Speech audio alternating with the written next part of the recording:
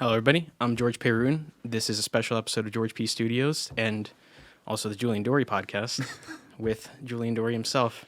I guess for the audience that doesn't know you, feel free to introduce yourself. First of all, thanks for having me on, bro. I appreciate you coming out here, too.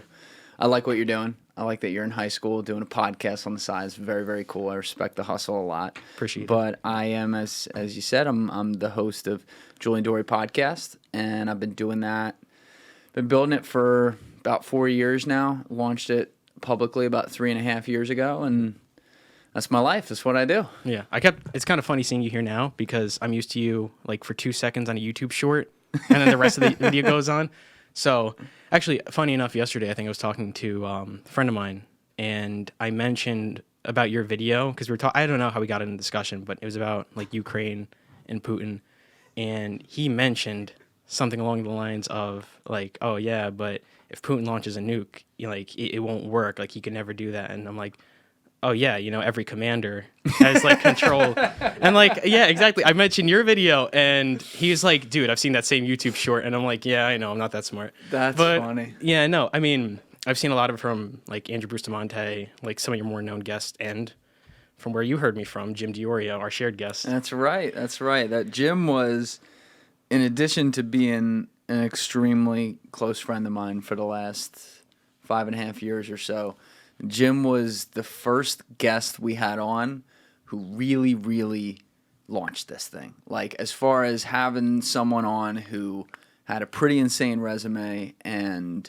was kind of had some people on the internet like, damn, how'd you get this guy in? So much appreciation for him with this podcast. And as you said, Andy Bustamante, same deal. I mean, that guy came in, ripped it, and all those clips did well, and that was that. Yeah, he left me on red. Yeah, no. So, funny story about that with Andrew Bustamante. So like I did the podcast with Jim, and then he's like, "Hey, you should, like, if you want, I could help you interview Andrew." And then I'm like, "Okay, sure, that sounds good." And then I immediately like go to LinkedIn and I DM'd Andrew, and like a week goes by, check it again, just gives that little profile in the top, bottom right corner, which means that he read it. So I'm like, okay. You know what? That son of a bitch. I was just talking to him this morning. I'll talk to him. He'll probably be able to do it. Andy is actually very good at saying yes to things. So he does get asked probably 150 times a day by different shows. So some he'll just miss. But that dude, I mean, unless we've seen him, he hustles on all kinds of shows, big and small, which I like a lot about him. Yeah. No, I like him. I think he's a pretty smart guy. I saw him on Lex Friedman. He has like that video is probably I think one of Lex Friedman's most viewed It's videos. his most viewed video ever. Yeah. Have you spoken to Lex? I've never spoken with him. No. Should. He would be a cool guest. Yeah, he'd be a great guest. Be an awesome guest on the podcast. Depends on if he says yes though. Depends if he says yes. I don't see him go on a ton of podcasts. I'm not sure if that's his thing, but I'd love to have him in. Oh, I mean, he did go on Joe Rogan's. I mean, that doesn't count. That's his buddy. Yeah, but like... That was the first one he went on. That's the one he goes on over and over. But I don't see him, like, making the rounds like other guys do on a lot of other podcasts. That's true. He's not like a Jordan Peterson. He doesn't go right, on... right. Doesn't go on everything. Right. Yeah. But I'd love to have him on. Be really cool. It would be cool. I like Lex Friedman. I think he asks a lot of meaningful questions. Very smart guy. Yeah. Speaking of meaningful questions, this is a question I've asked all my friends at least once. You have 8 gorillas and you have a tank. Who wins the fight? This kid trying to explode my brain this morning. Is this a trick question? It's not a trick question. No, it's not a riddle. It's not like 8 gorillas or a tank. Who wins the fight? Yeah. Are the gorillas smart or are they dumb? Okay, so here's a scenario. 8 silverback gorillas, okay? 1 tank, no machine gun, perfectly able-bodied man in the tank. Assuming that it's full of fuel, it only has a cannon, right? It's just a regular tank. You have 8 silverback gorillas, perfectly normal, right? Not a Planet of the Apes scenario. Who wins? Winning conditions are, for the tank, all the gorillas die or incapacitated. Winning conditions for the gorillas are that the tank or the person inside the tank is incapacitated. I think the gorillas might figure it out. Why do you say that? Because there's 8 of them, and I'm betting that they're smart enough to figure out getting into the hatch, and there's only 1 able-bodied male, and once they actually get to him, I mean, it's no fight. Right, but, like, how do they know what's inside the hatch? Like, to them, it's just, like, a machine. Like, they don't know any... Like, they'll try to destroy it. But, like, that's the nature of a gorilla. They'll try to rip it apart, but they won't know what's inside. You're really trying to scramble my brain right now. Well, it's an important question. It requires an important answer. I'm still gonna go with the gorillas. Why? I like the gorillas. I think the gorillas would get apeshit enough, no pun intended, to be able to go inside to like rip open that hatch out of frustration and then see it's just some dude in there and rip his face and hands right off and let him bleed out. Because that's what they do. That's true. That's true. But I mean, like, I am on your side, right? That's the number one part. I am on your side of the gorillas. But what's his thoughts on it? Who does he think is going to win? Oh, let's see. Let's turn your mic on. All right, so let's see. Behind the screen over 8 there. silverback gorillas. So gorillas are pretty smart. Generally speaking, yeah. Generally speaking, they're pretty smart. So I think what would happen is you got to think about it too. If the tank fires off, does it have a machine gun on top? No, it doesn't. Yeah, because if it has a machine gun on top, it's no contest. Dude, gorillas all day. Right. Because you're gonna lose like 2 or 3 from one shot, and then they're gonna take a second to load it, and then that gorilla's gonna go in there and just break that shit open. They're just gonna like punch it endlessly or rip it apart. That's my guess. Fair. That's fair. What if it's 2 tanks? But what if it is? It's a good question. My God, I just got out of the gym here. I'm still reformatting my brain. You're trying to challenge me. 2 tanks? Yeah, 2 tanks. Are the tanks next to each other? That's an important question. Let's do one scenario where the tanks are right next to each other. I still might take the gorillas because I'll go with Alessi's logic. A couple shots from each tank's going to take out about 4 or 5 of them. The other 3 are going to go ape shit on top, and that's it. Yeah. Fair enough. I think it's fair. But what if they're opposite to each other? Like, they're facing the gorillas. You know what? This generally depends on also the gorilla's positioning. I mean, if we're saying that the gorillas are surrounding the tank, that's one thing. If we're saying that the gorilla is like in the middle, just like in the center, and then they're forced to attack, like, you know, it's kind of like the question of who'd win in a fight, a trillion lions or the sun, right? Like, it's like that question. Right.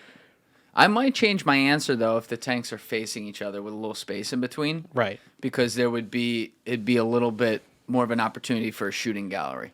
True. Because the gorillas may be looking around like, what the fuck is this? And then turning towards the tanks on like either side. I don't know. I'm totally guessing. I mean, the nature of a gorilla, as I've stated before, just like rip things apart until it's destroyed, and then, you know, go from there. So you ever seen them like tear apart people when that happens? I mean, I've never like gone out of my way to see it, but like it's brutal. I have heard stories. They go for your eyes and your hands. It's very evolutionary because they know they can take out. If you can't see, you're screwed, and if you can't use your hands, you're really screwed. It's also where your brain is. So. Yeah, that's also true. Yeah, bears go for your abdomen generally. Like why is that? Because your organs are there. That's what I would say. Like that's probably the best food source. Like, yeah, let's look that up, Aless. I'm curious about that. That would be my logic. I would say that, like, you know, bears, because that's what they tell you to do for certain types of bears, to either get really, like, to look really big so he scares them away. Right. Some of them you can attack, like, you know, there's like bear mace, for example, but not every bear. Like some bears, they just tell you like to just curl up into a ball and like have a backpack on, like a really thick backpack, because then they'll. Yeah, I'm partly quoting Joe Rogan here, but it's like I'm like totally paraphrasing. Yeah, I was gonna say it sounds like Joe Rogan. Yeah, but it's definite. But like, because part of the conversation is from like some of his hypotheticals. But I think that in general, like if you have the choice of facing a bear and not facing a bear, I would say don't fight the bear. Yeah, I would say that too. I would say like just avoid the situation altogether. I once got caught on a podcast, episode 86 with Chris Giuseppini. He's like a big nature guy, right. And so he was talking to me about going out into it wasn't Yellowstone. It was one of the parks out west where there's a ton of bears, and he was going through the different things he had, and he brought up bear spray. Right. And he's, I forget how, Alessi, do you remember how he put this? It's my dad shown that clip to like everyone known to man, but he started talking about like using it, and and at some point I'm like, well, how the fuck do you spray it on yourself? Right. He's like, what are you talking about? I'm like, bears. I was thinking like bug spray, like mosquito spray. Yeah. He's like, oh deep. no, it'll kill you. Yeah. I'm like, oh shit. Well, I mean, if you have a choice between like dying by a bear or killing the bear, I would say generally speaking, kill the bear. If you use a spray, it might actually kill you a little faster than the bear. So, but in general, survival would be the best option here. So I would say use it on the bear. Yeah. Good call. Yeah, generally call. speaking. Also, they go for the organ. They go for the organs, like you said. That's Yeah. the part Okay. because that's where all the media is, and they want to go for that part. Yeah. Amazing. It's the same thing with that's why some animals I think protect their organs. Like they're very like cautious about their stomach. Like dogs, for example. The reason that petting their stomach is so valuable, like in terms of like a sign of care, the way that I would think about it is because that's where their organs are. So if they're showing you their organs and you're like being affectionate, because petting in general is just an affection Right. thing. So I would say that's probably why. That's just a That's theory. interesting. Yeah, that could be true. I have no idea, but that could be true. Well, that's why like dogs will roll over for people that they like. That's what I would say. Yeah, my dog rolls over every time I see her. Exactly. No, exactly. That's why I would say. It's also just, like I said, it probably feels good to them. So How old are you? guess. 17? Exactly. All right. Yeah, 17. Okay. You're advanced. I I like appreciate that. it. I like it. Yep. Showing up to and you're from Ridgewood? Yep, of course. So you're a junior in high school? Yes, I'm a junior in high All school. right, cool. That's true. So you got the good years coming up in front of you right now. Yeah, I sure hope so. It's a good time. It's a Yeah. good time. High school was a lot of fun. College was great years as well. But afterwards is good too. Yeah. Everyone always makes it sound like college is like the 4 best years and then it's over. Like life is good after that too. You just gotta get after it, you know? Well, I sure hope so. It's just starting out, So, but actually, funny enough, I was watching one of your clips to prepare for, or not clips. I was watching like the People Sitting Down podcast. Yes. And Chris. he actually left a comment on one of my videos, but he, Oh, awesome. I remember when you were getting interviewed, we were talking about your job on Wall Street and how you were working with ultra high net worth individuals, like 80 million, billion-dollar people. So, like, tell us a little bit about that. Yeah, I mean, I just kind of always did the next thing, right? So when I came out of college, it was like, okay, I'm supposed to get a job now and something respectable, Yeah.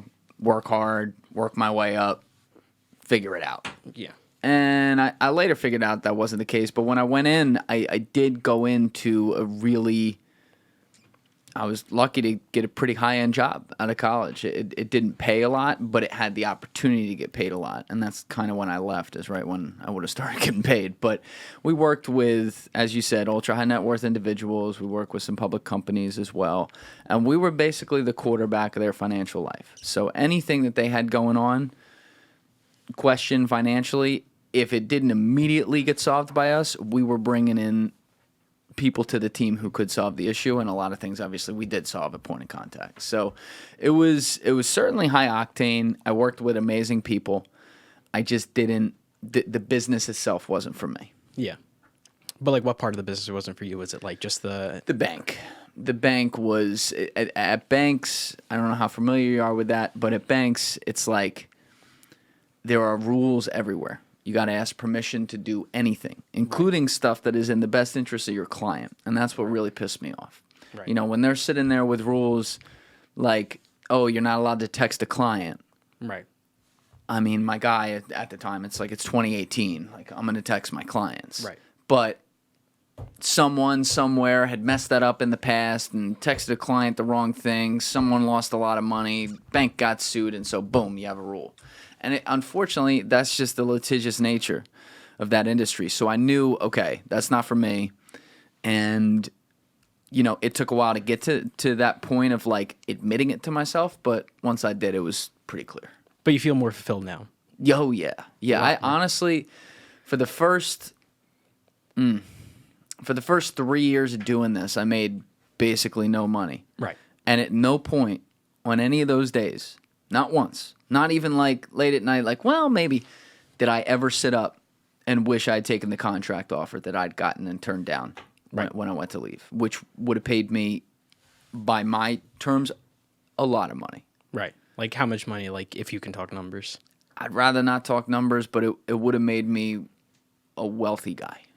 That's fair. Yeah. Well, I mean, you did what everybody would, like, conventional advice would be, which is to follow your passion. Yes, and I think you have to do that. You got to have a lot of honest conversations with yourself, though, in doing that, right? You gotta assess your skill level, your ability to improve, how much of that exists, what is going on in your life, other people who may rely on you. I was very fortunate. I said, okay, I'm in my mid-20s here. Let's go for it, because this is going to be the last time in my life that I don't have somebody basically relying on me. One day I'm gonna have a wife and kids and stuff, and if I go to turn down, the shit that puts the food on the table, that's gonna be a problem. Right. And so, my parents were instrumental because, as far as I'm concerned, this is like being born on second base. I moved back into their house. This was when the pandemic hit. Yeah. I moved back in. They let me do that. I didn't pay rent for the first time in my adult life. I'm not going to give you a percentage, but a lot of people in my position wouldn't have the ability to do that. They can't just move back in with their parents and stuff. So I had support. And then I think once I realized I had all that, especially, which was pretty quick, it was like, well, I better damn well figure this out and make it work, because I got people close to me betting on me, and I made a big bet on myself that if this doesn't work, we'll look very, very stupid.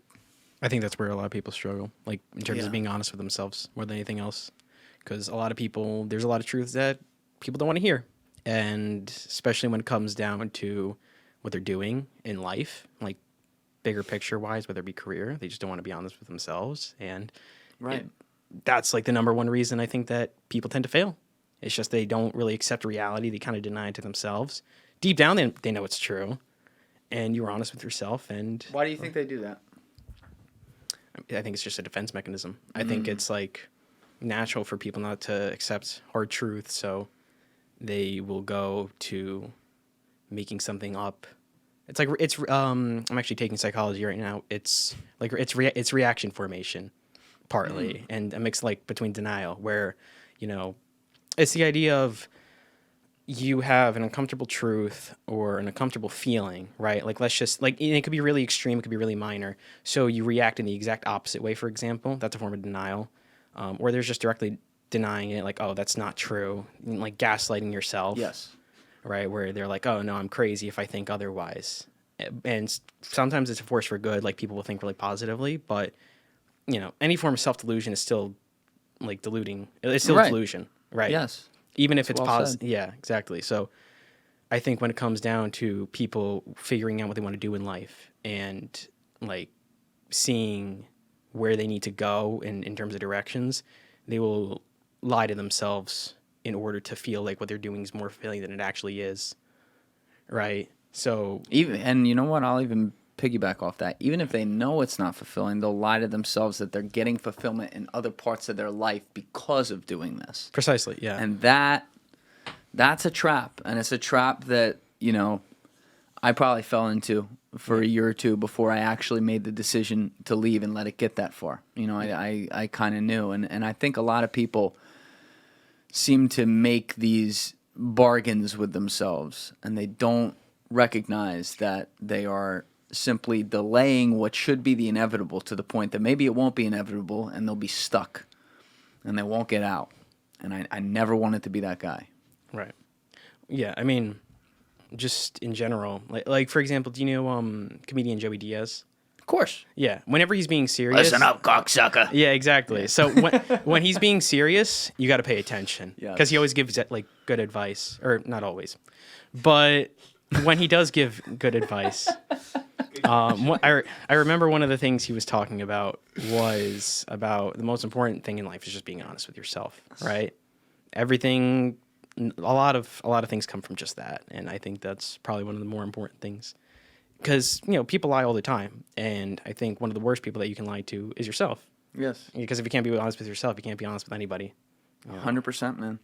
It's, you know what? It's a really hard thing, though. I heard a quote. I've said this on the podcast before, but I heard a quote that definitely wasn't from this guy, but I heard it in a show, Boardwalk Empire. Yeah. The character Arlen Rothstein said, I think it was in the first season, said, the hardest thing for a man to do is sit alone in a room with nothing but his thoughts and be okay. Mm-hmm. And man, is that true. Because I think a lot of people, when they're alone in that room, create those bargains we talked about. They start and they create undue stress. I definitely do that sometimes myself. Like when I'm just sitting here. I mean, Alessi will tell you. He'll show up here and I look like I just ran 26 miles and I didn't. Right. Because you're playing with your head. You're worried about things you can't control, and that can lead to paralysis. It's something, to your point, it's something you got to be very honest with yourself about. Oh, yeah, 100%. I mean, if it generally like the advice that a stoic person would give would be, if you can't change it, don't worry about it. Like, if there's nothing you can do, just let it be. Yes. Right. Good advice. Yeah. Another quote would be, people tend to suffer more in imagination than they do in reality. That's a good one. What is it? What is the other one? The other one is fear is just anticipation of something that hasn't happened yet. That's like in that same Yeah, but it's vein the of same what you idea. just said. Yeah. Yeah. Marcus Aurelius. Yes. Yeah. Brilliant, man. Yeah. Well, funny enough about him, he didn't really intend for any of his writings to be publicized. Really? Yeah. I didn't know that. So the Meditations is the diary of Marcus Aurelius, right? However, it was literally his diary. It was just his private thoughts. And I watched a really good video on it. It was talking about how, it was really putting in perspective how powerful he actually was and how much he actually had. Because it's not like nowadays where we know about every country on Earth and we know about the size of the Earth and the universe and etc. He was the emperor, I believe, of Rome. And he basically controlled all of Rome, right? Like everything, currency, Yes. just the world, right? Because people didn't really know any other world, right? They didn't know like these other countries, or maybe they did, but to them, they could only be there. So he was basically the king of the world, right? He had everything. And Meditations is his private thoughts, as I said, but he never intended for any of them in any way, shape, or form to be released. He just wanted them to be his private writings. Like for his family? For himself. Just for him? Just for him. He just wanted it to be his own diary. Wow. How did it get released? Did they find it after he died? I would assume that they found it. I mean, we have it, so... Like he didn't change his mind last minute and say, here's what I wrote. Yeah. Do what you want with it. What I do know is that they were just 100% intended to be for him and him alone. And I don't know whether that be for the clarity of himself, because a lot of people do find clarity in journalism, like journaling, I should say. Yes, absolutely. And, gratitude, writing, and or just meditating. So the way that I would think about is, like, it was just found one day. I think Ryan Holiday was talking about that, where he was talking about how he would be mortified if they were actually ever released, because they were purely intended for him. They weren't... And he was, I haven't read it, but there are he's just humble, right? Like, he doesn't need everything, right? In terms of showiness or bragging or whatever. So as a result of that, if he had all this, like, people calling him the most intelligent man in the world, I feel like he probably wouldn't be a fan of that. Like, yeah, it would kind of go against it, right? Yeah, it goes against exactly everything he believed, so. Yeah, but you know what? That's kind of cool. Because you don't think about emperors of dynasties being humble. Exactly. Grateful, humble people. Yes. I think actually, I mean, like, the exact opposite of Marcus Aurelius, like Joseph Stalin, for example. That's a good opposite right there. Like direct opposite. Yeah. So he had a quote that said something along the lines of, gratitude is for, like, the lowest in society. Like, gratitude is for dogs. Stalin said that? Yeah. Can we look that up? Wow. I mean, it wouldn't surprise me. Yeah. He's got some... It's not below him. It's not below him to say something like that. There. Yeah. For sure. Well, you ever hear his quote about tragedies? Like, one death is a tragedy, yes. A million deaths is a statistic. Yes. Now, is that the one that they always attribute to him that he didn't actually say, though? No. I forget. There's another. There's one they always attribute to him that he didn't actually say. Yeah, he said, to your point, he said, gratitude is a sickness suffered by Let us correct dogs. this. Ingratitude is a horrible disease, belongs to the callous rocks. A grateful dog is being much more developed than an ungrateful man. Huh. Interesting. I don't know. That's all over the place. Gratitude is a sickness suffered All by right, dogs. can you type in one death is a tragedy, 1,000 deaths is a statistic? Who said million. it? Yeah. That's it. Yeah. It cites Joseph Stalin's quote. Highlight. So it is attributed to him, right. But has there been argument over this one? It sounds like something he would say. I've always thought that, but just look up Joseph Stalin inaccurate quote or like misattributed quote. Actually, a great. The piquant line. Let's a single. Okay, so you. So that is that is the one. A million deaths are statistic was relevant to Iraq if the single was an American, but okay. Interesting. Either way, point taken for sure. Actually, I had an episode with Analyzing Evil. Who? You know Analyzing Evil? He's Oh, that's the name of the guy. Violi is really his channel's name. Analyzing Evil. Yeah, on YouTube. So does he analyze a lot of evil? Yeah, I mean, it's mainly characters in fiction, but I did talk to him. He does want to start doing people in history. I think that would be pretty cool. Yes. And we had a conversation, because he just sits there for an hour just talking and breaking down the characters. He doesn't have a degree in psychology, but it's very... Yep, that's him. Yep. That was my second podcast with him. Super, super smart guy. Go to his videos, yeah.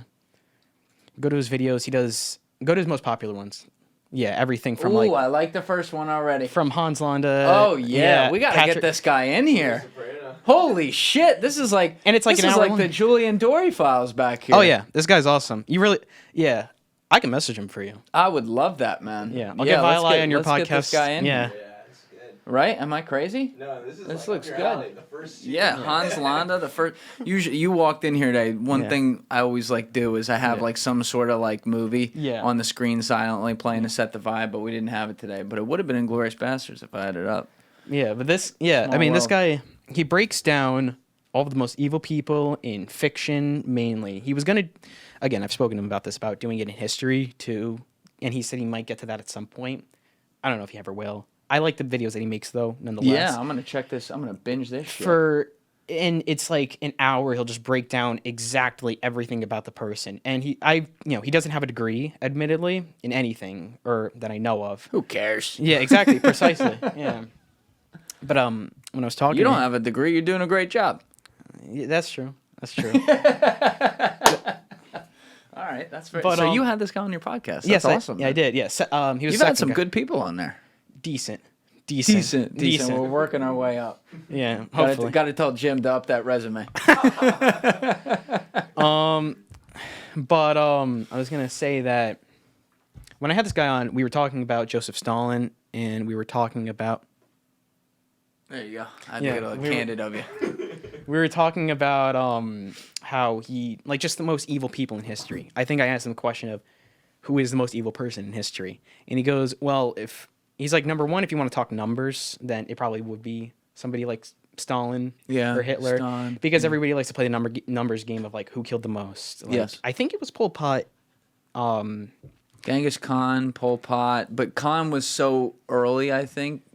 What was he, it's like really impossible to know like how many people they actually killed. So he couldn't have killed as many at scale, I don't think. But I don't remember. But yeah, it was... But we were talking about who the most evil people in history were, and he said, generally speaking, everybody's gonna have like the same or similar top three. Hitler's definitely gonna be on that list, no doubt. Everybody's top three would be Hitler, right?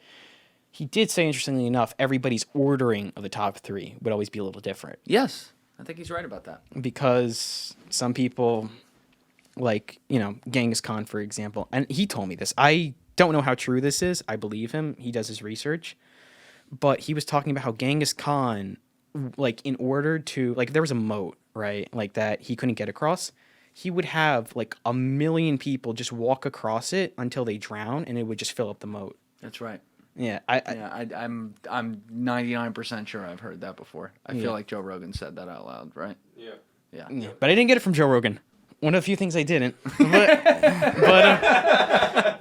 right, Joe, you're not cited on that one. That's awesome, though. Yeah, I mean, that's not awesome that he did that, but...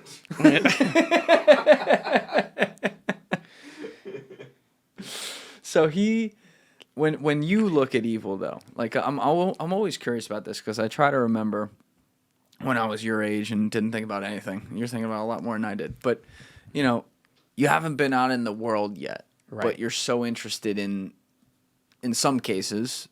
the best of what the world has to offer, but also in other cases the worst of what the world has to offer. Right. What drew you? How young were you drawn to that? Like what? Like were you drawn to studying the Stalins, the Hitlers, the things like that? Well, I mean, I'm not really a big history guy in the sense of and then this happened in World War II, like the military aspects of it. I've always been more interested in the personalities of a lot of these people because I feel like there's a lot to gain from that, much more than the military strategies.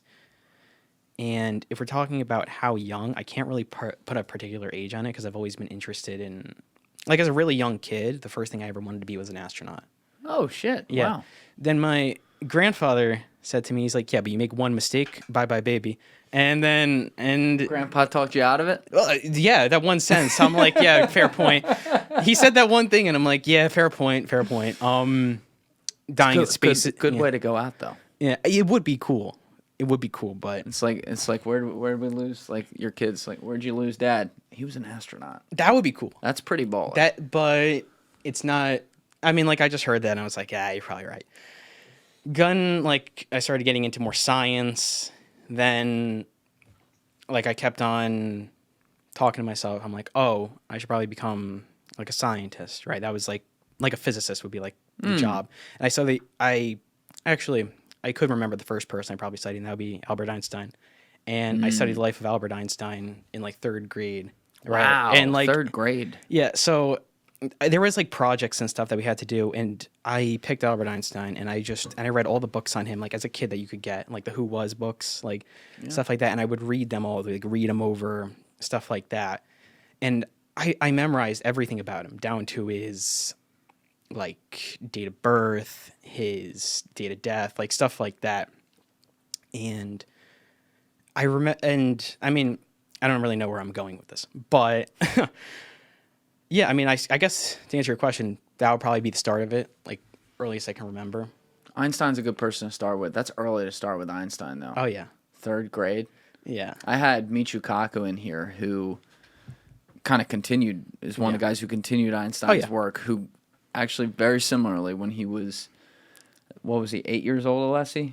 Yeah, I think he was 8 when Einstein died, and he read a newspaper article about it, about how this great scientist died, and on his desk there was an unfinished theory of everything. And he's like, and Einstein wanted to, quote, touch the mind of God. And he's like, oh my God, that's what I got to do. And he just had the itch from that. But that's pretty cool. You were a similar age. yeah. Well, you want to know who the coolest scientist, in my opinion, is?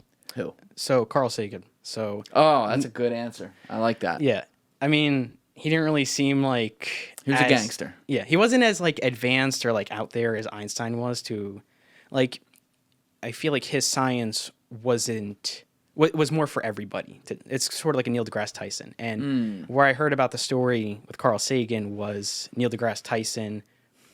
I believe he was a little bit older than me at the time, and he received a letter directly from Carl Sagan saying that he would help him tour the university wherever he was going to, which is pretty cool. That's pretty cool. awesome. Yeah. I actually studied the life of Carl Sagan too, like around the same age. Like Really? I started getting into all the physicists and scientists and stuff. Carl Sagan's a guy I really didn't. I mean, I'm sure I had seen his stuff in passing, but until a couple of years ago, it wasn't a guy I really looked at. But he was so smart, but he simplified things so well, Right, and he precisely. made it so much fun. And he also, I think he was really prescient with the concerns he had about society and directions we were going intellectually, and particularly the almost, what's the word I'm looking for? Like the depression of the imagination of young kids. I've told the story on the podcast before about when he talks about the questions kids ask routinely when they're 6 years old. What is the sky? What is the grass? Why is the sun there? And he's like, these are the types of questions that for some reason, for example, by the time they're 14 years old, we make fun of them for asking, but they're incredible questions. It's exactly what we should be asking. That's how you get to where things are, because you got to just look at the things around you and have an imagination about it and try to figure out what's what. That's how inventions are made. Actually, Correct. funny enough, first episode of the podcast I did, if you look up Improvement Pill on YouTube, it was the first guest I ever had, and Improvement Pill. yeah, I just reached out to him one day. I'm like, hey, I'm starting a podcast. And the guy was super gracious. Yep, that's him. Yeah, so I reached out to him, and he responded within like 5 minutes. He's like, okay, contact me within a week. Like, I'm doing something right now. I did it. Then we did the podcast. And we're talking about how school kind of like beats curiosity out of people because it's forced. Yes. And he talked about how there is the philosophy of the natural or best way to go about things is the path of least resistance, right? Like if a kid is curious, just let them be curious. Don't force them to learn about something that they're not interested in. Yes. And that's a very good way to think about it. I Right. couldn't agree more, man. That's an amazing point. I look at it in my life. I actually got to a point in school, and I don't think I had a bad education, but I got to a point in school where I hated reading Everybody does. they would assign what to read, and Precisely, I'm like, yeah. I'm not interested in this shit. And then I really got into reading like late in high school when I started to just read what I want. And there's something about that. Like, I know you can't just have like, hey, everyone do whatever you want. I get that, but Right. there has to be some balance here. You know? Right. Well, then, like, if you ask a teacher that, like, oh, why isn't it this way, or why isn't it X? Then the response is going to be, oh, well, they're kids, they don't really know what to do, or Right. they need some type of guidance, which is absolutely true. But like you're saying, within balance, within reason, or they would say Yes. something along the lines of, we let kids choose a little bit, like who to research, like the Albert Einstein project I was talking about. I chose Albert Einstein. Right. Right. Like that. You're like, oh, who do you want to research? I'm like, Albert Einstein. Easy. Done. But not everybody's like that, and some kids are very curious, like me. Other kids just aren't really interested in that sort of thing, and are like, we're just much more naturally physical in playing football or whatever. Yes. And I mean, to be fair, I did play soccer as a kid, but Me too.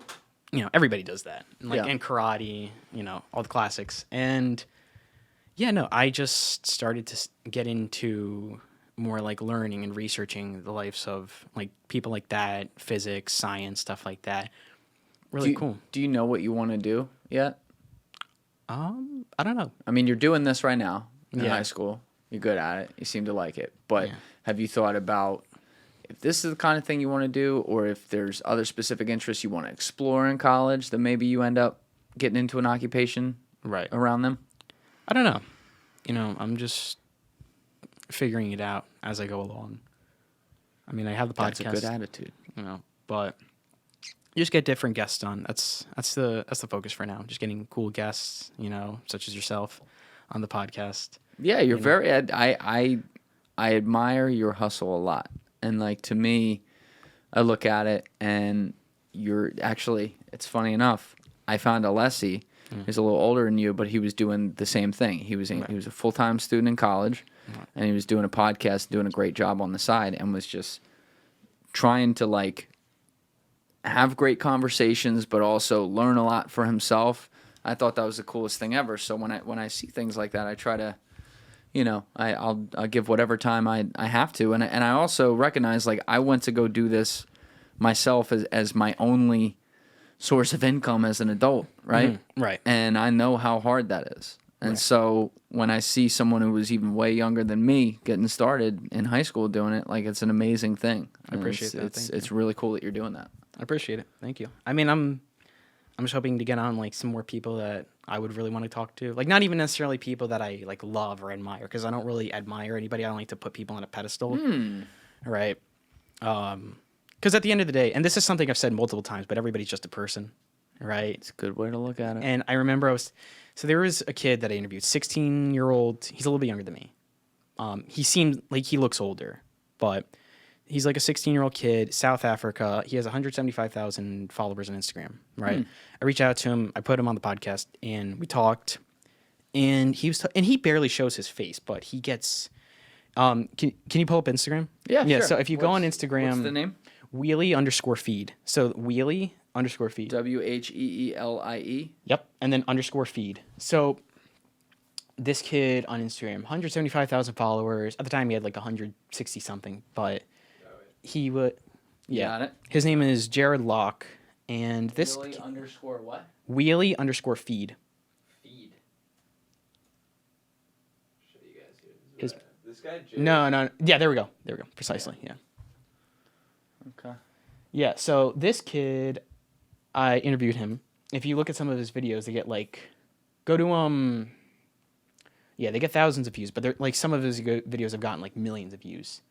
And he barely shows his face, as you can tell. Like his profile picture is just Yeah. him in a motorcycle. It's a motorcycle. And he was telling me about how people would recognize him in public, and he's not complaining, but he's talking about how a lot of these like a lot of people come up to be like, "Oh my gosh, it's you! It's like you," and then he'll be like, "Chill, like I'm just like you, like I'm not," Right.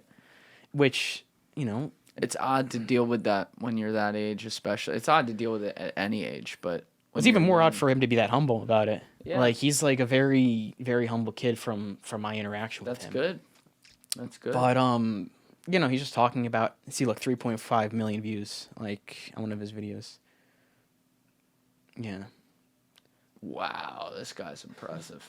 It's giving me a heart attack, but Yeah, I mean, like, how do you figure out you can do that one day? That's what I always want to know. actually, funny enough, I asked him about that. Not specifically that, but I asked him like, "What do you want to do? Like, how do you figure out your stunts?" He's like, "Oh, I've just always been interested in figuring out like the limitations of like my body in terms of gymnastics, calisthenics, stuff like that, and like how far you can go with stunts." Yeah, I mean, He was born and raised in South Africa. yeah, oh yeah, Wow. yeah. I assumed like England or the United States, but no, and yeah, he was just really awesome in interview. But Who are some of the people you wanna bring on? some people I want to bring on the podcast. Ooh, that's a good question because some of them I have reached out to, like on my podcast. Yeah, like who yeah, are some yeah. people? Steve-O would be pretty cool. That'd be a good one. Joe Rogan. I would like to bring Joe Rogan up. Mike Tyson would be. Mike Tyson would be a great one, man. Yeah, Mike Tyson would be a great one. Yeah. Yeah. He'll no, come there and beat the shit out of you. yeah. No. Be I on would, your podcast. yeah.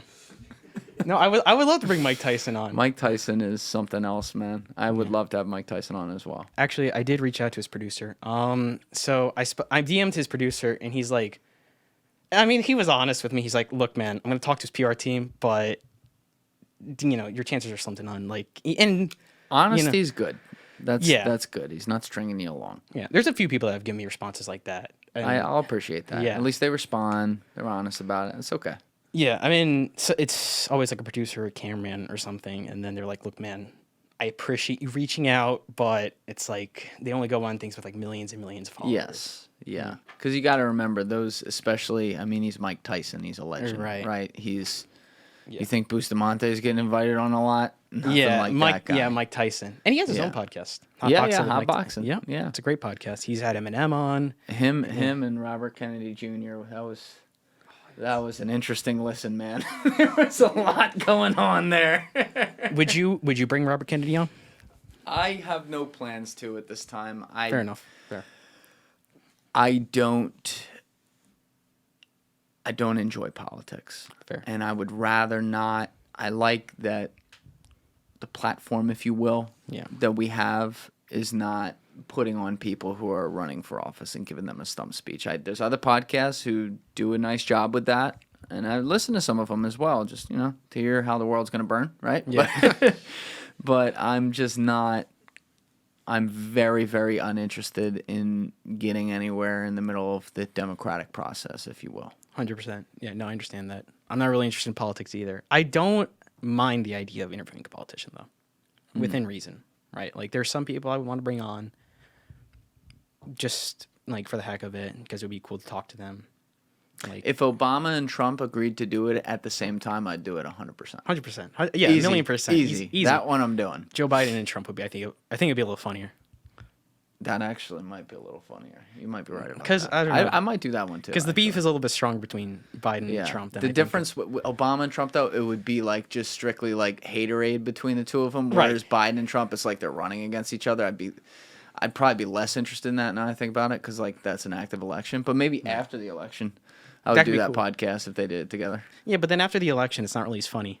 Like, to me. It's you know, still, like, it'd be pretty fucking funny. Al Gore. Al Gore would be a pretty cool Al one. Gore, man, Brad Pig. Yeah, of course. You got to bring the legend himself on. Yeah.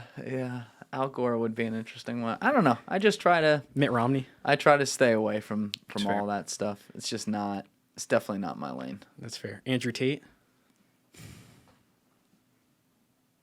I'd talk with Tate. Fair enough. Fair enough.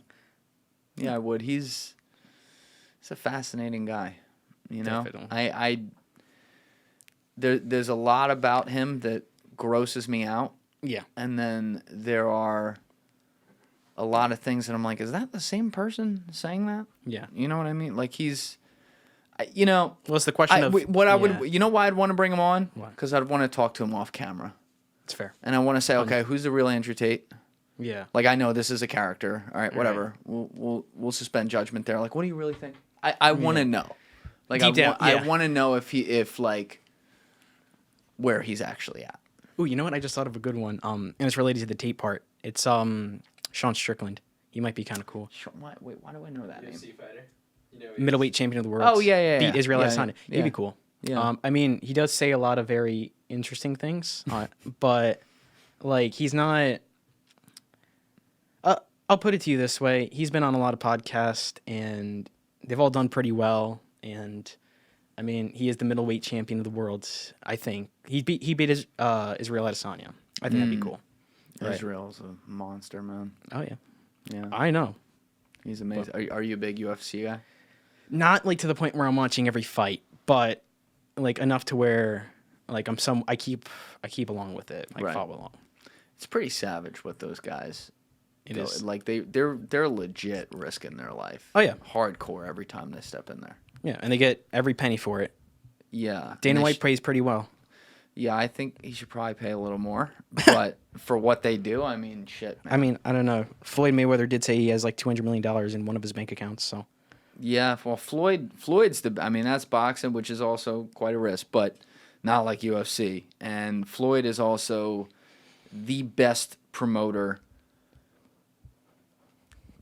I guess, probably outside of Muhammad Ali to ever live. And by money, he's the best promoter ever because he's in today's money where you can make insane shit with the internet. But he was, I mean, that guy could promote a pillow fight.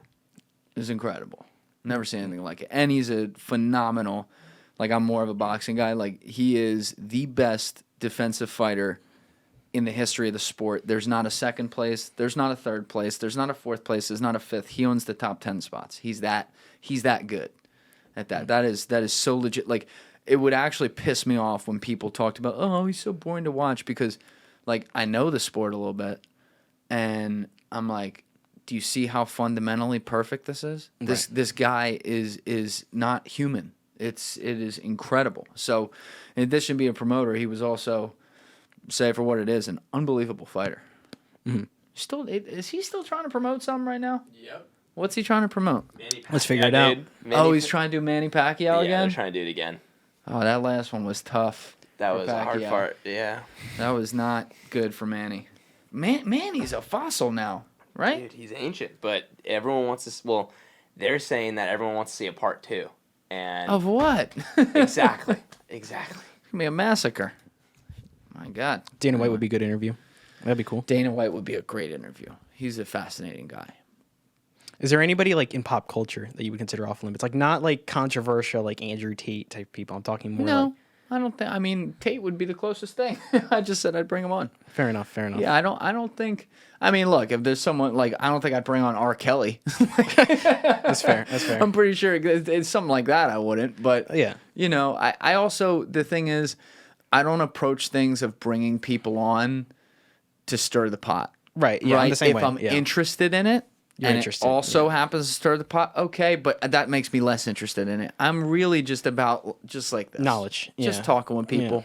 You know, see them. It's not even just knowledge because it kind of depends on who you're talking to, like what they want to do. If they want to come in and talk about something they're really passionate about, or if they want to just shoot the shit.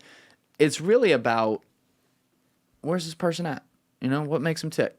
Right. That's it. Just learn about them. Yeah. A Yeah. little bit. Yeah. Yeah. Talk. That's fair. That's fair. Yeah. I'm the same way. I don't feel the need for like a drama podcast where it's like one guy's getting into a fight and then the Yes. other guy. Yeah. Because It gets old. it gets old. It's pointless, and it's like it's been done a million times. It's been done a million times, and you know, it feels like that is one of the hacks to clicks. Yeah. But it's just not. You know, I knock on wood. I've only had one drama thing happen in here. It was not of my causing. Put it that way. But you know, I was exhausted within a day of that thing. Oh, yeah. being 100%, filled yeah. with that. It's no way. To live. Yes. No way to work either. Yeah. It's not my thing either.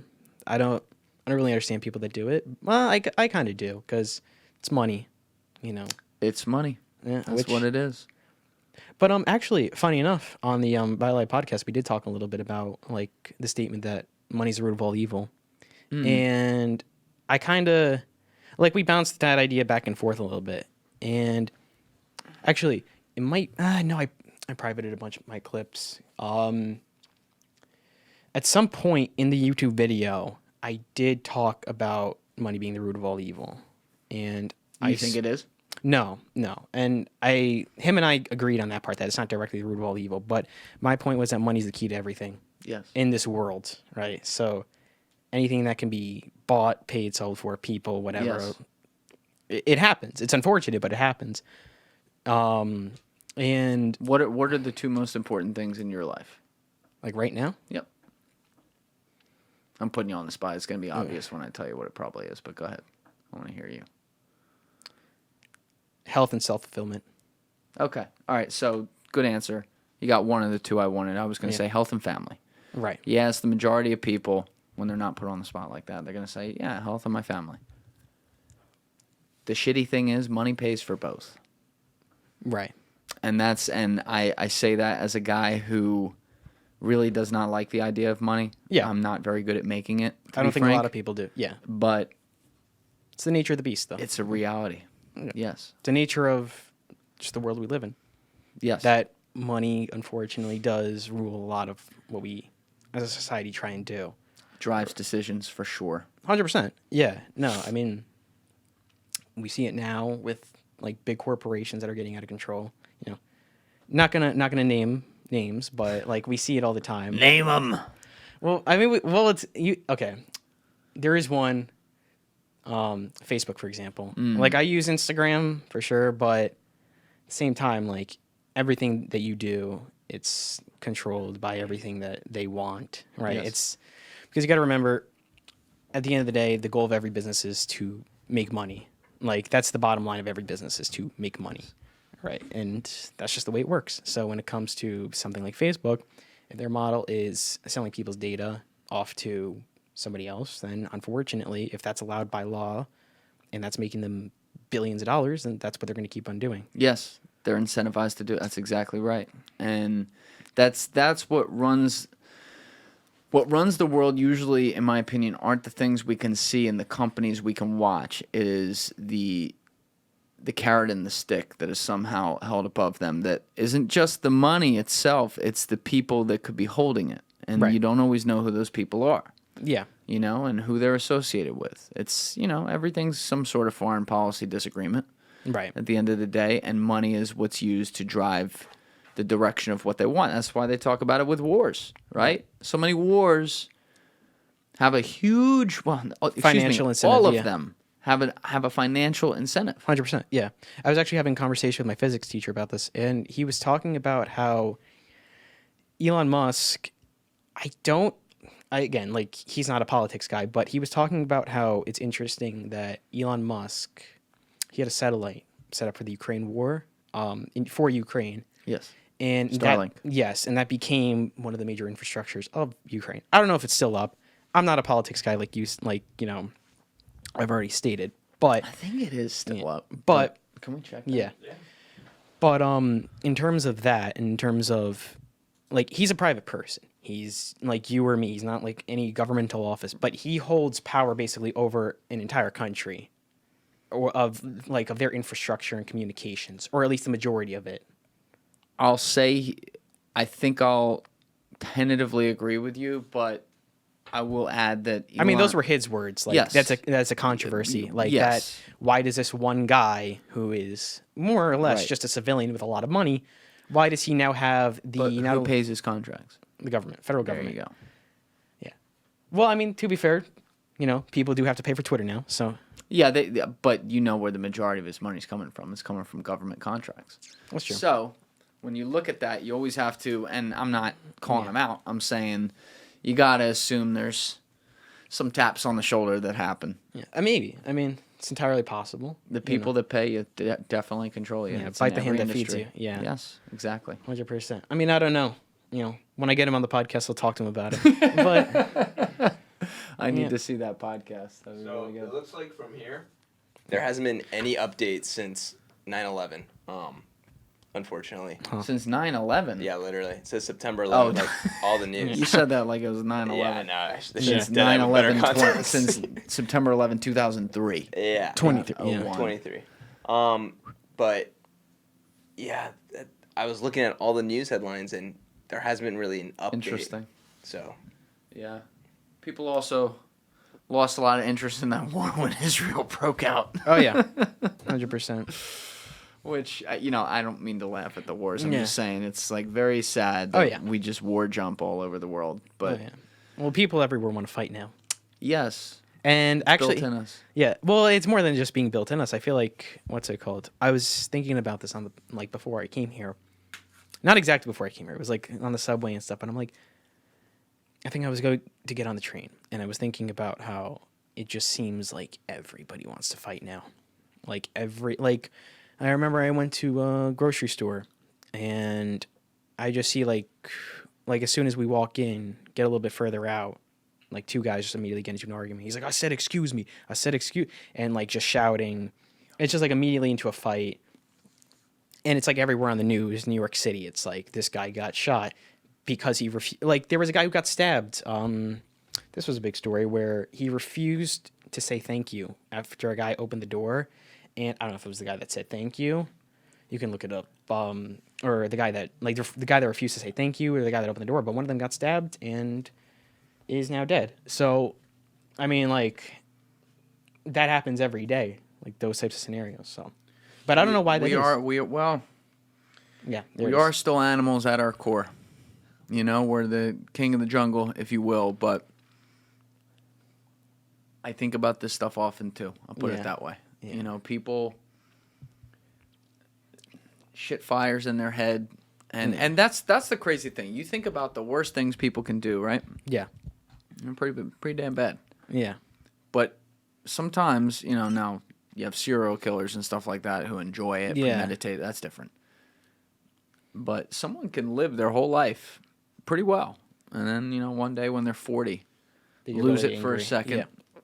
kill somebody, and that's it. Yep, 100%. Well, actually, on the topic of serial killers, this is going to be a good one. And I'm mentioning this podcast a lot. But on the Violite podcast, we actually did talk about Ted Bundy. And we spoke about how there's like a point of no return for a lot of people, and like Yeah. because that whole conversation with him and me was really just the most evil people in history, right? Just listing out why they did it, like what that really says about human nature. And I remember I was talking about how, well, he explained this to me, that Ted Bundy, he like went to jail, went to prison, and when he broke out of prison, instead of going, okay, I'm gonna go and make a better life for myself, I'm gonna atone for my sins. Nope, he left prison and he went right back to doing exactly what he was doing, which is raping, killing, murdering innocent women. And then I think he escaped from jail twice. That's another thing. Fact check that. I think he escaped from. Really? Oh yeah, I think he escaped from jail twice, and each time he went and did exactly the same thing. So I mean, like that's just like. Do you think yeah. people can be born evil? It's a good question, and I want to say people can be born with a propensity towards evil, but I don't think that there's because. But evil is also a semantical issue. Like a lot of people have different definitions of evil. Because I think I spoke to my uncle. I was talking about just evil in general, and I'm like, mankind, like a lot of humans have a propensity towards evil, and he's like, yeah, but like, have you seen a newborn baby? Like, you think that they have a propensity towards evil? And then he said to me, he's like, evil is like twiddling your thumbs at night and plotting a genocide. Now, my definition of evil was just people have a propensity towards doing bad things. He took it as the highest, most extreme form, like of just watching and enjoying the pain and suffering of others. But like, so when people talk about the issue of evil, it's very complicated because a lot of people want to break it down into numbers. Who's the most evil person in history? 100 million deaths? Okay, they're the most evil. Well, that's not necessarily the case. I mean, going back to the case of Stalin, for example, at one point, he told the guards, under no circumstance can you ever come in this room. Right? Have you heard the story? No. So he goes, under no circumstance are you two ever to come in this room. Ever. Like his personal security? I guess so. AIDS or whatever. He just said to them, no circumstance, ever, not once. Then I think a day goes by or a few hours or something, and he just starts wailing at the top of his lungs. They run in, and he immediately goes, what are you doing? I just told you never to come in here. And then he killed them both. And that's 100% a true story. That's not something I've looked this up. I've heard this multiple times. How tall, Alessi, can you look up how tall Joseph Stalin was? I want to make sure on this. I know he was short as hell. Yeah, and he's born with one arm bigger than the other. Yeah. Yeah. And How tall was he? 5'3"? It says 5'4". Okay. Little man syndrome. Yeah. I mean, he really.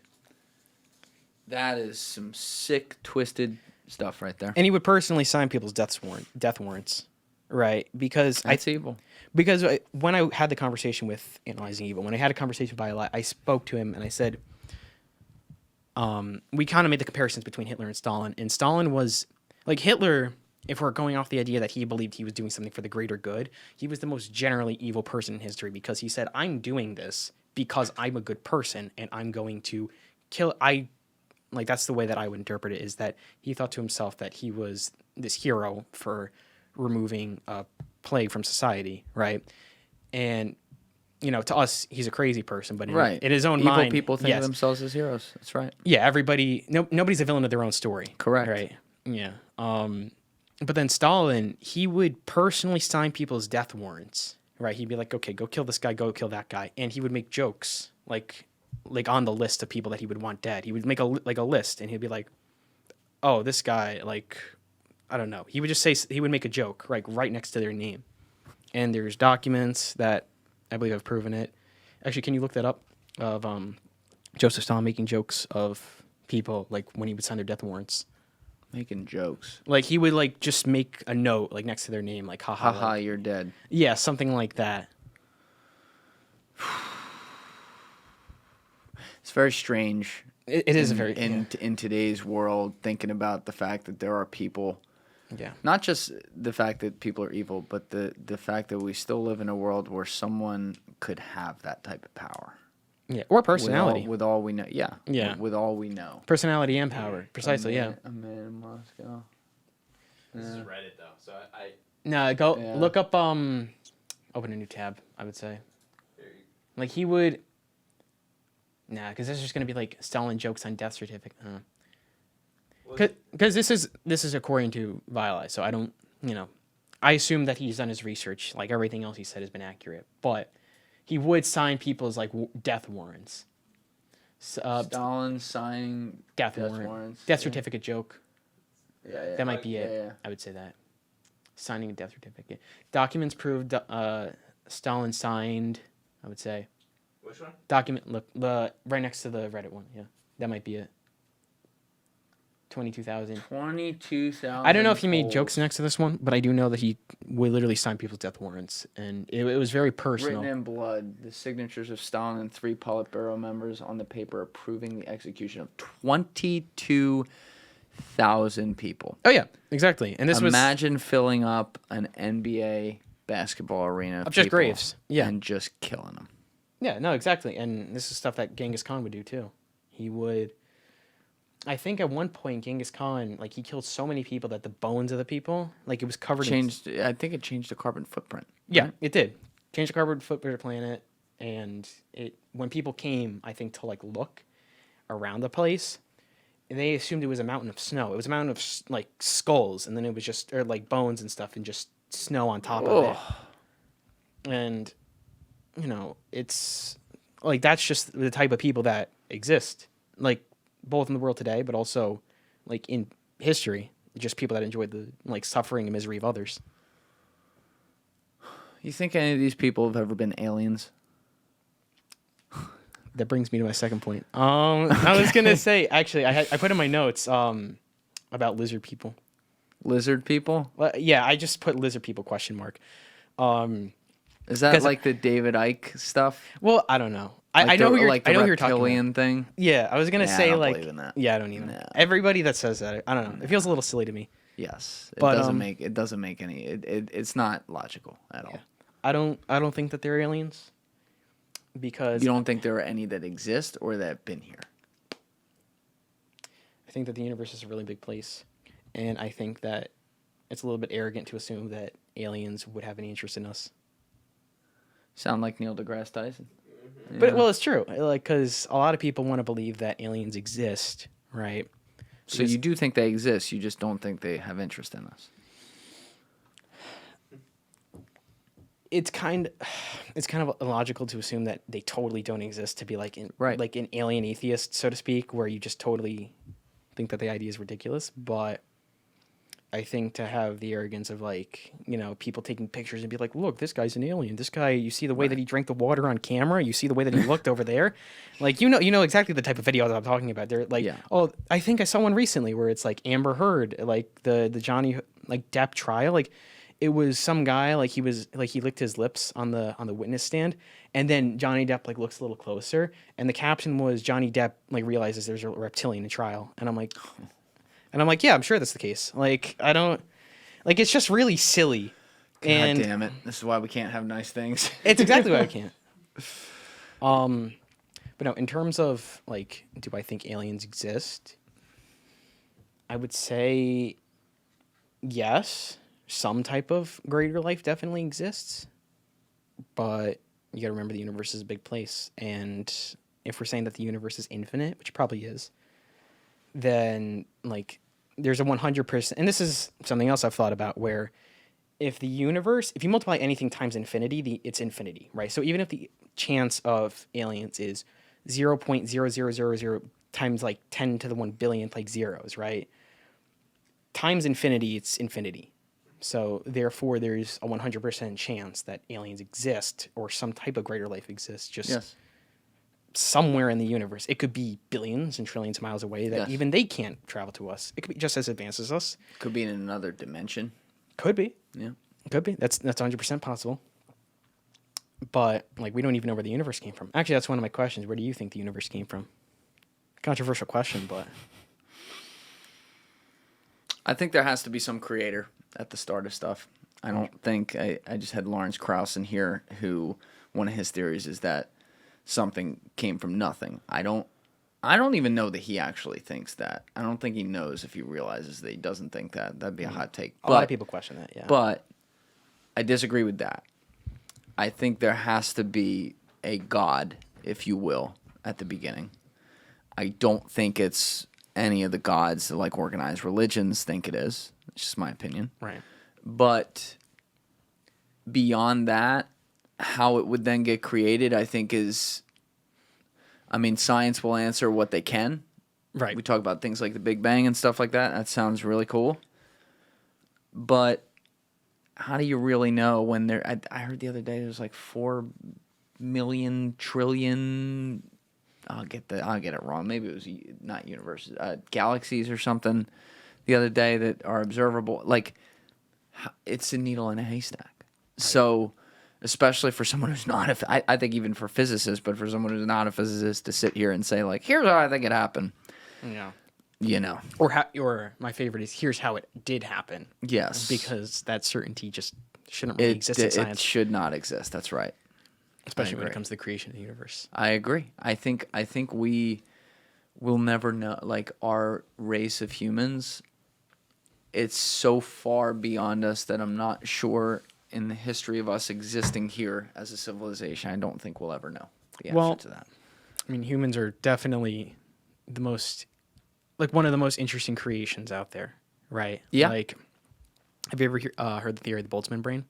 The what brain? Boltzmann brain. No. I think that's what it's called. And it's the idea that you're more likely to be a brain in the vacuum of space that was it was a mathematical equation somebody came up with that basically proved that there is a probability that there is a brain with all like your memories and all this like existence, right?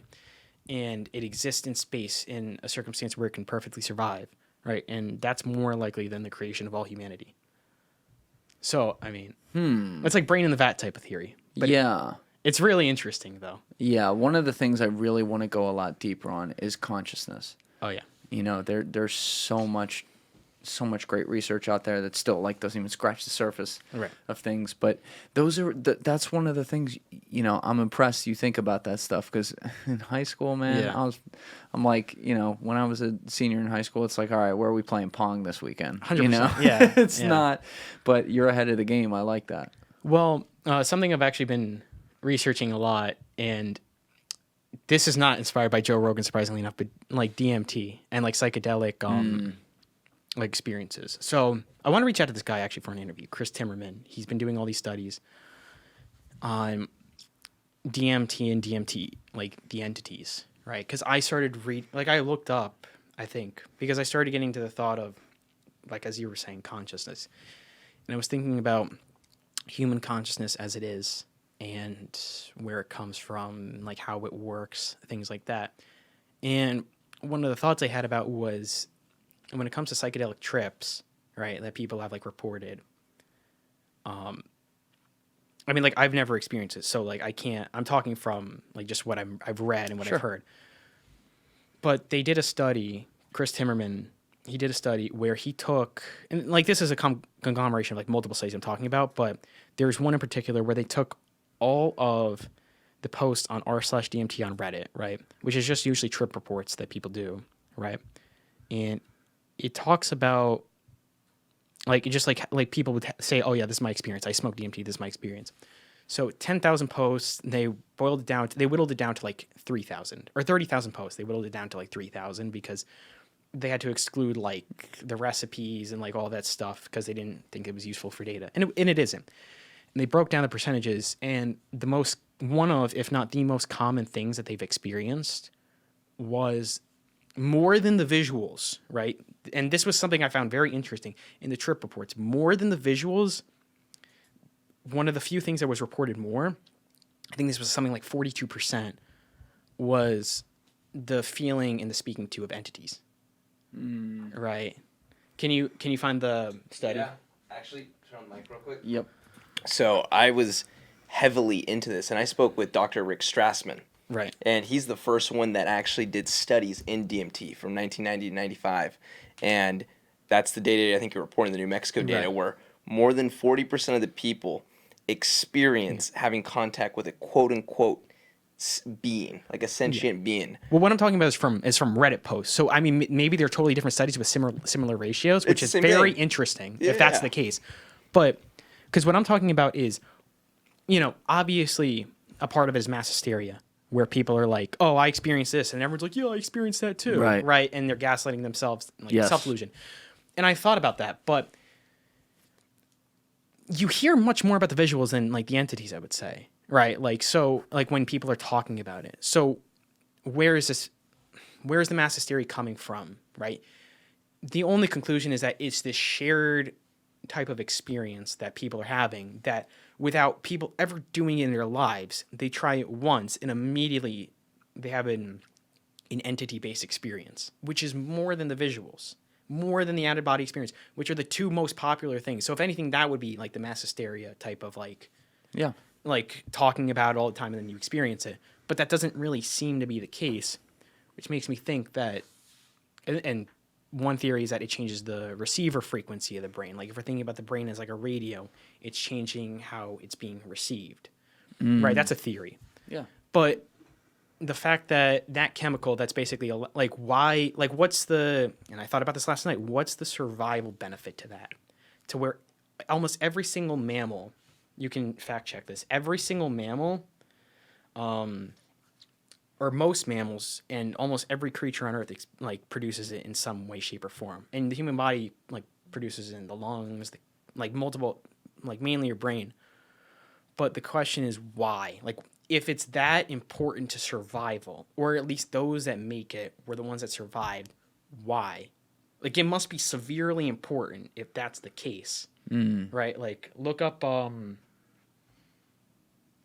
guess, like where DMT is produced. Try to avoid recipes. Yeah, DMT's interesting. Topic I know a lot less on, specifically. Right, I've done some stuff on psychedelics in here. I haven't done psychedelics myself though. Yeah, that's the Wikipedia page. Several speculative and untested hypotheses suggest that endogenous DMT is produced in the human brain and is involved in certain psychological and neurological states. DMT is naturally occurring in small amounts in rat brain, human cerebrospinal fluid, and other tissues of humans and other mammals. Okay, so the question is why though? Like what is the survival? Clearly, this must be causing more people to survive than if there wasn't, because otherwise it wouldn't exist, right? Or it wouldn't be that common. Like, think about it like this. Not every person on Earth has, like, there are mutations, yes. Like, blue eyes are considered a mutation. Yes. They're very rare. But if it was a mutation, like one time hundreds of millions of years ago, and like a small fraction of the population would have it. Not every animal, not like every mammal, right? Like that's the type of question I'm asking. So, and on top of that, if you have this common shared experience of entities, like could that be aliens? Like could that be influenced? I don't know. What are your thoughts? I think a lot when it comes to a lot of these topics, Right. you can get into DMT and psychedelics. It's clear to me that there are a ton of benefits Right. to these things, but I also think that people can put too much faith into it, Right. and they can assume It's a cure-all. It's a panacea. not Yeah. just that, but they can assume that they're getting answers that may not actually exist. 100%. And yeah. I talk with plenty of people who are passionate about this stuff, and I hear them out. I was just talking with a guy the other day about it. And, you know, sometimes it feels like it can be a bit of a cognitive bias, Right. right? Confirmation bias, I'm Right, sorry. right. Yep. Where, oh, you saw that? Yeah, I saw that, you know? Yeah. And I think you said something like that too. Yeah. And so there's only so much I can say on it because I haven't done it. Right. Yeah. Same. Right. And I wonder if I did it, if it were like so special, like if I did DMT, Right. it were so special that then I would want to talk it up like this religious experience beyond what it actually even was. Right. You know, that. Yeah. I don't know. Egotism. Almost. Yeah. Because like you like to, because some people like to compare themselves to others and like believe that their experience is much more valuable than somebody else's. So they'll talk about. That's like, right. They'll say like, oh, it's the same idea of like some guy breaks his leg and he's like, yeah, well that's nothing. I broke my leg in 2 pieces. That's right. 100. Yes. And oh, you met God. Well, I became God. Like in those Yes. experiences, like those. that could be part of it. I don't know. One-upsmanship. Yeah, I mean that's 100% part of it, at least in some way. But I think that's something that like scientists should look more into, right? I think 100%, man. I think we're only scratching the surface of a lot of it. I mean, it's nice to see that some of the benefits of things like psilocybin and even MDMA are at least being looked at now for like our veterans and stuff. Right. Because I know I had Sean Ryan in here. yeah, You know, he's serious and passionate about that. I've had other guys in here similar as well who are serious and passionate about the help that gave them. And it's like, well, these guys served our country. The least we could do is look into things that, you know, could help them live normally afterwards. yeah. Actually, I mean this is a little bit of a depressing topic, but I've had three Navy SEALs on. I think I've had Jordan Pedrovic, William Branham, and Stephen Giblin. Just vastly like successful and great people. And I mentioned something along the lines of if you would want to see one change in a governmental office or the government or law or whatever, if you had the power to change it, like what would you want to see be a change, especially when it comes to great question. military personnel? Yeah. And they gave me this really horrible statistic that I believe it's 1 in every 22 veterans commit suicide, Yeah, which, sounds right. yeah, fact check that. But it's Yeah. a lot. Any way you look at it, yes, it's a lot. It's 1 in 22 too many. It should be 0 to 22. I think that's what Will Branham said. But it's, I mean, It makes you think. It does. And it's not a new problem. This has been going on for a long, long time. and Centuries, yeah. I have friends who struggle with it, who were in, and that keeps me up at night sometimes because you're like, God damn, I hope their head's okay tonight. 100%. And you're never sure. Yeah, I mean, videos get leaked all the time of like war footage, and it's like Mm-hmm. I couldn't imagine seeing that in person. Like, I mean, I don't go out of my way to look at it, but it's like, you know, see something on your Instagram feed, like, oh, like war footage or something, and it's just always exactly what you'd expect. And Yes. it's a very, very sad. I mean, it's a very sad world we live in, number one, but like also to see that. I don't know how you deal with some of it. I mean, a lot of it. But, you know, we need to give those guys more Credit. more help, and when they're home, for sure. I mean, we shouldn't be having this conversation in 2024, in my opinion. It's just been this way for a really long time, and a lot's not changing. Yeah, it's unfortunate, but I mean, Yeah. that's just up to those in power and those who have the ability to help military personnel, in any way they can, whether Yeah. it be charity organizations or like whoever. Just like it's up to them to really help, and I mean, it's up to us as a civilian population to kind of look out for each other too. That's right. It's How do you think the mental health is in your generation? You think it's a big struggle? I think every generation has their own struggles, and I think that because this is kind of off topic but also related. I feel like a lot of people tend to look at the world through, or like the past through rose-tinted glasses sometimes, in the sense that they'll say, "Oh, my generation, we're so filled with such crap." Yes. And I agree. Like I 100% agree. Like, you go on Instagram and it's whatever. Like it's exactly what you'd expect, right? And if you look at like between the creation of the internet and mental health and like suicide and depression rates, they've skyrocketed. But at the same time, compared to, like if you were a year older than me and like getting right out of high school and going into the war, like a lot of people romanticize that idea of like, yeah, but then you had a purpose afterwards. Yeah, but then you go get a job and then you're good. And it's like, yeah, but you also potentially had like a 70% chance of dying. That's right. And It's I don't know. a job. It's a calling to go do something like that. 100%. People tend to romanticize the past.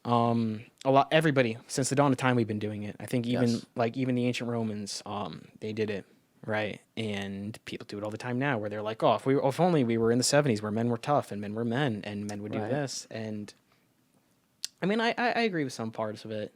Yeah, there's some good criticism here and there, but I agree that it's everything or nothing for people. Yeah, and I think that's a big problem in the example you're giving, like romanticizing the past and how we look at the past across society, but also in a lot of things. People can't live, somewhere in the nuance. And that's what I do. Yeah. And it drives me mad when I don't need people to agree with me, but when people are here on things, it's like, guys, that's not even, like, the laws of physics say that's not even possible. So why are you there?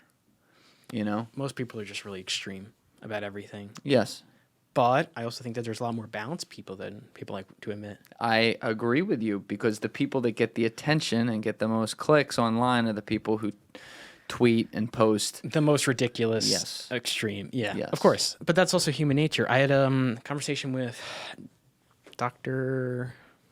I'm trying to think of his name. He's could you pull up my channel real quick? George P. Studios. If you good name, by the way. Yeah. Well, it used to be Delightful World. Then I changed it to not changed it, but then I George P. Studios is good. Yeah. I like George P. Studios a little bit more. It's like the Julian Dewey podcast. Yeah. Scroll down. Videos. Go down. Jonas Schoen. Yep. So that was a doctor from Stanford, and he's a postdoctoral research fellow, which means he studies under somebody. What's his name? Jonas Schoen. Where is he? Social media is ruining your life, and why it's your fault. Oh, there it is. Okay, got it. Yep. So what about this guy? So, him and I were talking about. I'm trying to think what you asked. I was talking to him about how like social media and like this relation to mental health and how people kind of look at social media as the ultimate downfall of mankind, which like it really isn't, right? But it's funny how these platforms. I said this very early on in my podcast. I'm sure someone had to say it before me because it's a pretty simple line. But these platforms were invented to connect us, but all they seem to do is divide us. You are an avatar on there. That's what you are, and you talk from behind a keyboard, and occasionally from behind a camera, taking a picture or something. Right. And that's it. There isn't this just go do it attitude now in society, because people, and I fall in the trap too, people think about so much like, oh, how's this going to look? Yeah. Right? I have to check myself on that all the time. Like, Julian, are you thinking about not doing this thing because you're afraid of what that looks like in the social culture today? Oh yeah. Or are you afraid of doing this thing for other reasons? If it's other reasons, then you look at that. But when it's the social culture, I'm like, all right, you got to snap out of this, man. Right. You know? Yeah. Well, I mean, with my point with him though was that, again, like everybody agrees that social media is not generally the best thing for mental health. But I also asked him like why, like just the simple question of why is that so problematic to so many people, and why does it hurt so many people? And he says that because people, he gave an interesting answer, because he said that most people aren't really using social media not in the way that it was intended to be used. But but like that's the best way I can explain it. What did he mean intended to be used? Well, he didn't say exactly that. I'm paraphrasing, but he said that most people, when they look at social media, they just look and they just observe and they just scroll. Yes. When in reality, it's really supposed to be more of you post, I interact, and like people messaging and like talking to each other, right? Because when you really think about it, it's supposed to be like a community, and everybody's supposed to be like, hey, like nice job, or hey, like let's hang out this time. It's supposed to be like like an extension of texting or calling, right? Just reaching out to people, but instead, a lot of people tend to just be passive observers. Yes, it went beyond that. It's like they created the Frankenstein, Right. and you can't put the rabbit back in the hat. Well, he said also to be careful about how, because you gotta know, like at the end of the day, it's designed for them to make money. Like that's what he told me. Like his whole thing is just researching how social media basically, affects people. But I also asked him, why is it that Mr. Beast is like one of the most viral creators of all time, considering that he's. What did he say? Well, I asked him, like, it seems a little bit contradictory that we're talking about the logic of everything. If it bleeds, it reads, right? Like, we're talking about that logic, and I'm like, it's interesting that Mr. Beast, for making some of the most positive videos on Earth, is going to be the most viral. And our discussion then came down to, it's really just the nature of mankind to want to watch the battle of good and evil, and to win, for good to triumph in some way, especially after like a long struggle. Yeah, I might actually disagree with him on that. And the reason is because Mr. Beast, while yes, it's very positive, I think that's a good thing. I like Mr. Beast. Yeah. He's an expert Marketer, but also at, what's the term I'm looking for? The retention dopamine hit. Yeah. He knows how to make sure you keep watching, which then does and again, we're all a part of it, right? I have a podcast. What do I need? I need people. Well, I actually hope people listen more than they watch, to be frank. But I'm saying, like, views. I need people. Numbers matter. Staying on it, right? Which means retention, which means time. So does he. I'm no different, right? So I'm not calling out Mr. Beast here. I want to be clear with that. But I think about that a lot because I'm like, is there at some point a place where you got to wonder, is some of this, would people be better off without so much of this? Right? Right. It's a fair question. Yeah.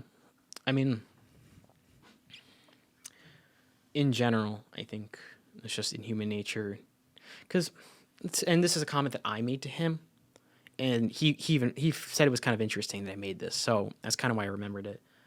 But I talked about how social media is really just a mirror to mankind itself, like the human race, more than anything else. And it kind of is more of a mirror to human interest. Like, that's really what it is. It's not... Yes. Whenever people really complain about social media and how bad it is and how toxic it is, I think the solution is kind of looking in the mirror, right? I think you're right about that. Where you have response. I see your title there.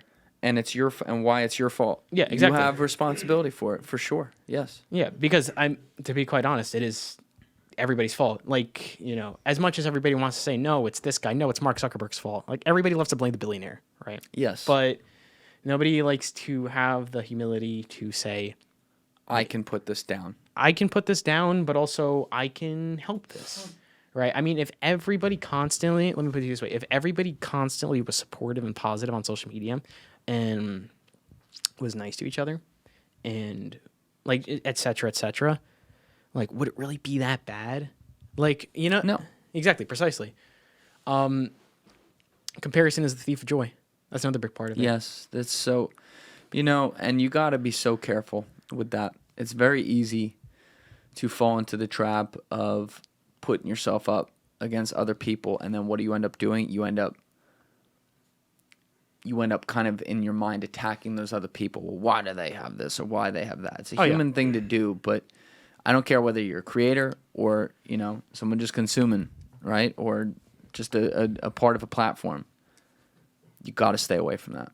You got to rewire your head to be like, no. Okay, why is this person cool? What are they doing? That's awesome. Yeah. Even if it's some stuff, like if you don't like some stuff that someone's doing, that's one thing. Move on, right? There's no need to even compare. But when you find yourself with that maybe jealous feeling, it's human. It pops in. 100%. You got to rewire that right away. You got to have almost say it out loud to yourself. Why am I saying that? Hold on a minute. What did this person do wrong? Not a damn thing. They're doing cool shit. Right. Let's move on. But people are they use these things just like you said as a mirror, and they don't like what they see. Yeah, and then they complain about it. Yes. Yeah. And I mean, I think it was Friedrich Nietzsche. He said that, I don't want to, I'm paraphrasing, but I think he said that the mirror was mankind's worst invention because man was never supposed to see his face. Like if you look in nature, the only time was really the ocean.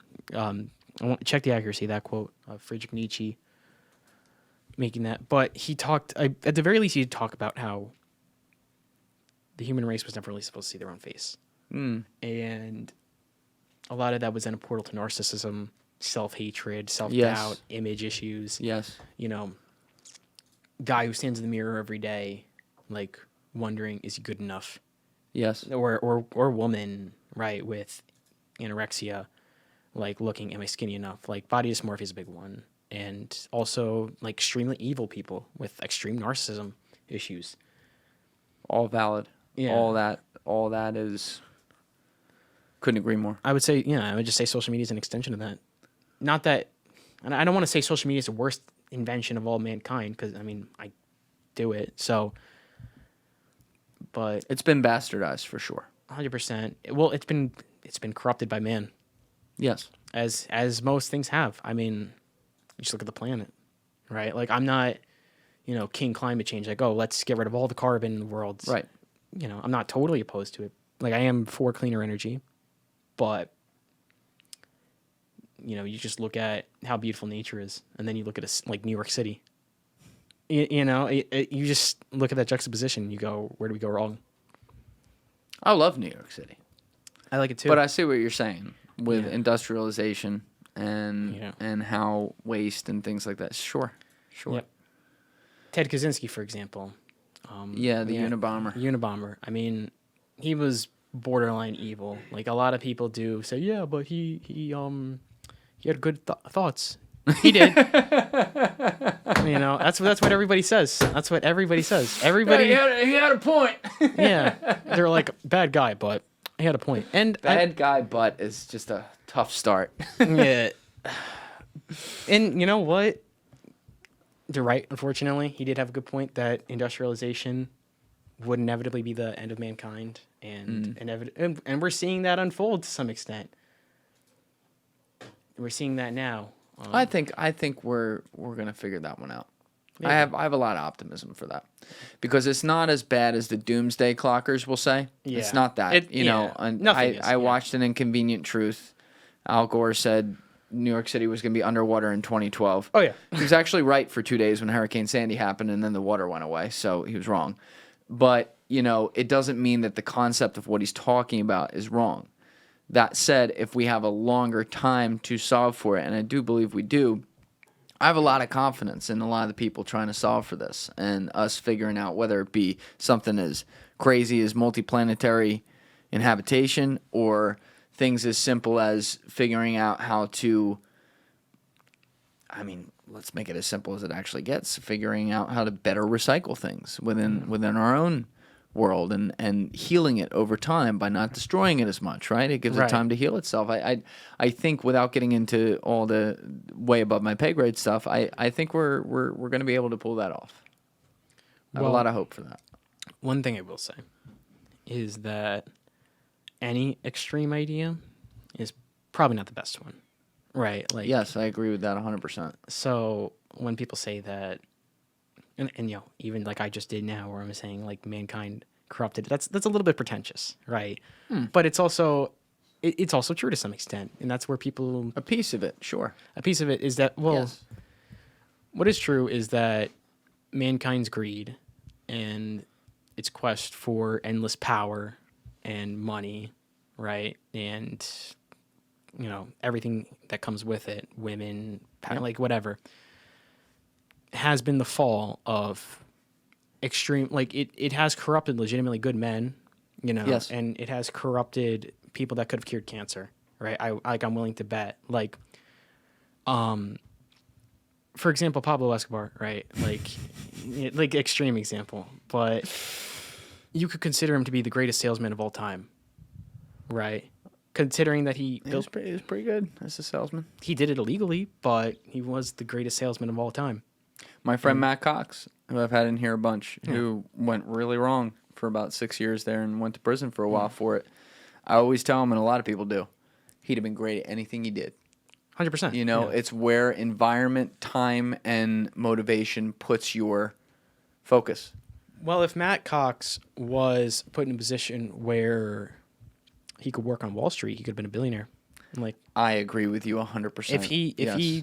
just followed like the loopholes like everybody else does, The legal loopholes. Yeah, no, precisely. Yeah, exactly. You put that shit in Switzerland, you understand me? Exactly.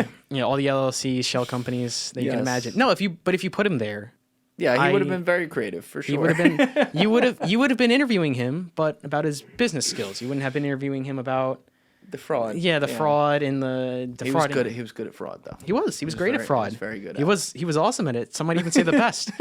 But I don't. If I had the choice between a son that works on, actually no, this is a tough one. I was gonna say if I had a choice between a son that works on Wall Street and one that's a con man, but they're the same thing. So, Shots fired, bro. I worked on Wall Street once upon a time. yeah. Are you there anymore? No, I'm not. You're Exactly right. answers my question. There's. Oh, Let me defend some people on Wall Street. There's a lot of good people on Wall Street. Wall Street is a very broad term. There are some scumbags on Wall Street. There's some big scumbags on Wall Street. But there's also a lot of people that they do their job and they can't do it beyond that for the reasons I outlined at the beginning of this conversation because they're not allowed to. But you look at '08, the financial crisis, which is what actually first got me interested in Wall Street because I studied that when I was 13 or 14, whatever it was. I was following that when it happened.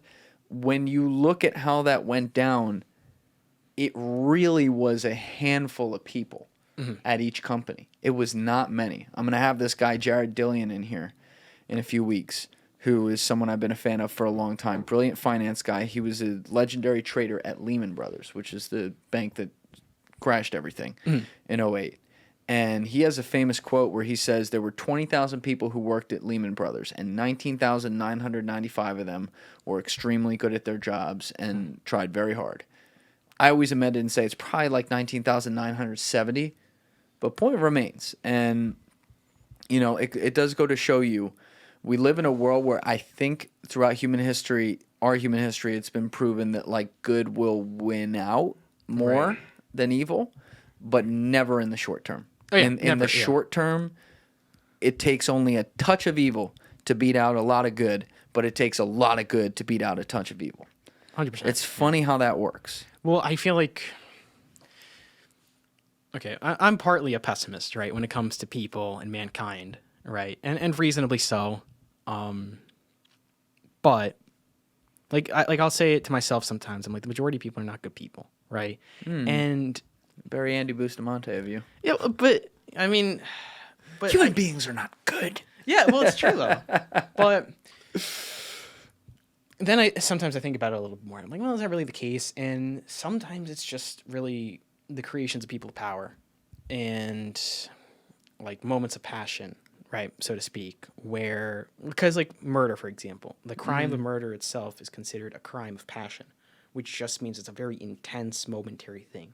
People do premeditate murder, yes, but when it comes to the majority of murders, look up the statistic on this because I want to be accurate on this, but the majority of murders are committed in passion. They're committed I think you're right about that. and they're not first degree would be premeditated because there's the different degrees of murder, but first degree is premeditated, I believe, and the majority of murders are not premeditated. The majority of them are like, guy walks in, his wife is sleeping Yes, with his best friend, that's right. and then he pulls out a knife and That's right. kills them both, whatever.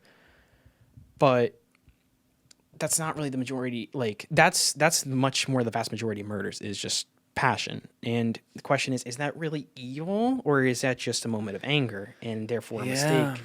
No, And like, I wrestle with that one a lot because it's like, well, they're capable of that, so they shouldn't be in society, right?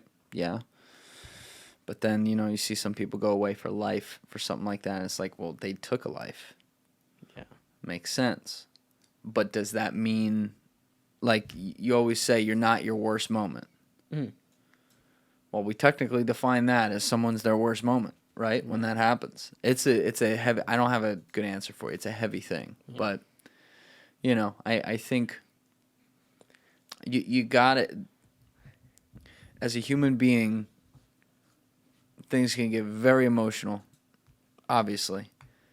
But there has to be a presence about, at all times, even when you are at your worst, about the finality of deciding that another person can no longer live. I got to go in a few. Yeah, But- actually, Alessi has to go too, because But- you got to get out here at 3, right, Alessi? Yeah, I'm gonna stay for like another 3 minutes. But Listen, man, you're really good at what you do. Appreciate I like that you're doing this. I like that you got to hustle in high school. Appreciate I'm glad you could come in here. You live close enough to be able to come do it. yeah, But keep going. I mean, you're getting some serious people on there too. That's amazing. It's hard to do. appreciate it. I'll Of keep course, it up. man. Of course. Thank you for having me on. No problem. All All right. right. Sounds good. Thanks, brother.